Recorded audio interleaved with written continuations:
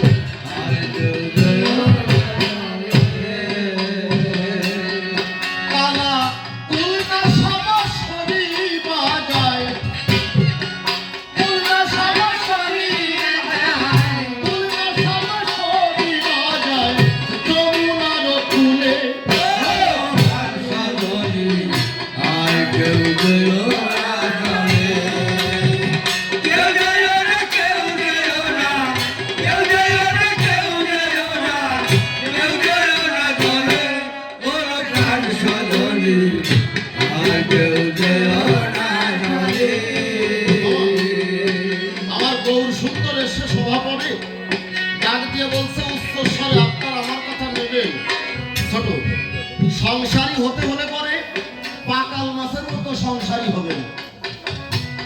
পাকাল মাছের মতো সংসারী কেমন? পাকাল মাছ কি বাইন মাছ?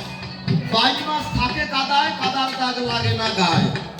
এইভাবে যদি কেউ সংসার করতে পারে তাতে নাকি সে পূর্ণ কুম্ভ হয় বিচারে। গোসাই ফেরায় হাত দিয়েছিল আর একটু আগেই কাজ হয়েছিল।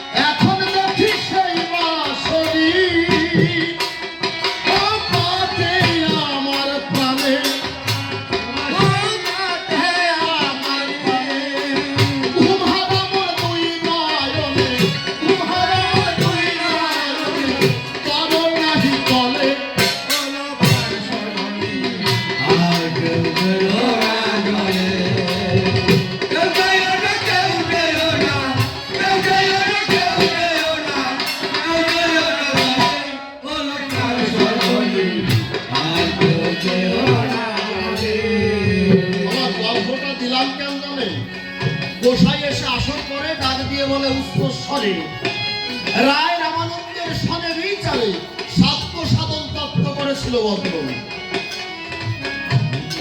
রায় রামানন্দ নিজেই কিন্তু সাত্য সাধন তত্ত্ব বর্ণনা করেছিলেন এবং শেষ পর্যন্ত রায় রামানন্দের প্রার্থনা শুনে গৌর সুন্দর রসরাজ মূরতি করেছিল ধারণ।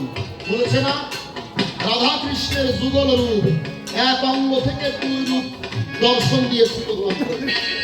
আচ্ছা, এই রায় রামানন্দ সংসারী নাকি ত্যাগী? রায় রামানন্দ সংসারী নাকি ত্যাগী? সংসারের থেকে যদি গৌর বলের নিরবধি গৌর রূপের মধ্যে রসরাজ রূপ করা যায় দর্শন, আপনার আমার কাছে বলুন দেখি, রসরাজ মূরতি যদি সংসার দেখা যায় তাহলে সংসার ছাড়ার প্রয়োজন আছে?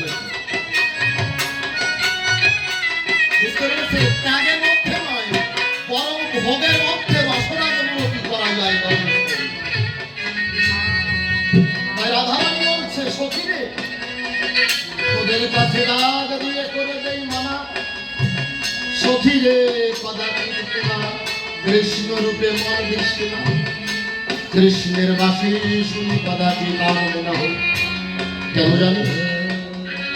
কৃষ্ণর বাসি শ্রবণ করে পদে একবার বাসির ধন শ্রবণ করে আমি রাধা রানী ছুটে গিয়েছিলাম যমুনার তীরে। সেই হতে যমুনার তীরে আমার মন আবদ্ধ হয়ে আছে বিরক্ত। বেহালাটা তো কমন। সখীরা ডাকে দিয়ে পারে মানা। আচ্ছা, যদি বুঝিস কৃষ্ণের বাঁশিতে এমন জাদু আছে তাহলে যমুনার কূলে না গিয়ে পারিস না? রাধারানী ডাক দিয়ে করে মানা, আমি পারি না। কেন জানিস? ওই যে কৃষ্ণ, আমার কৃষ্ণ ভগবানে গিয়ে যমুনার কূলে ওখানে বসে কদম্ব মূলে আমার প্রাণ গোবিন্দ রাধা রাধা এই দুই স্বরে রাধা নামে সাধা রাধা রাধা নামে আমার প্রাণ গোবিন্দ বংশী ধ্বনি করতে বিচার রাধা রাধা বলে আমার ভুল হয়ে যায় অতি জ্বালা হলো কি জ্বালা হলো